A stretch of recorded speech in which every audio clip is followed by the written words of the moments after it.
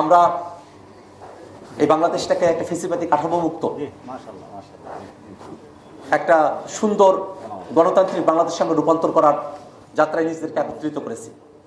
সেই যাত্রায় খেলাফতে মজলিস ঐক্যমত্য কমিশনে যেমন জুলাই সনদের পক্ষে অবস্থান নিয়েছিল, জোটের শরিক হিসেবে আমরা জুলাই সনদের পক্ষে আমাদের কথা বলেছি এবং সামনের দিনেও এই বাংলাদেশ রাষ্ট্রটিকে যদি পেছনের দিকে টেনে নিয়ে যাওয়ার কোনো চক্রান্ত করা হয়, যদি গণভোটের গণরায়কে প্রত্যাখ্যান করার মতো কোনো পরিবেশ তৈরি করা হয়, সেক্ষেত্রে আমরা রুখে দাঁড়াব।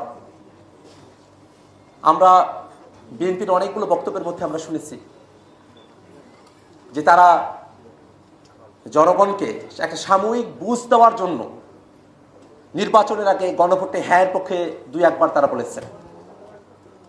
জনগণকে বুঝ দিয়ে রাখা, জনগণ ভুলে যাবে এমন ধরনের বাংলাদেশ কিন্তু এখন আর নেই।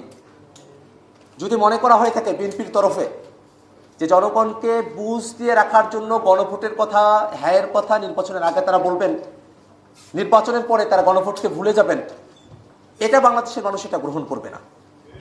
নির্বাচনের আগে যে জনগণ সিদ্ধান্ত নিতে পারে, নির্বাচনের পরেও সে জনগণ সিদ্ধান্ত নিতে পারে।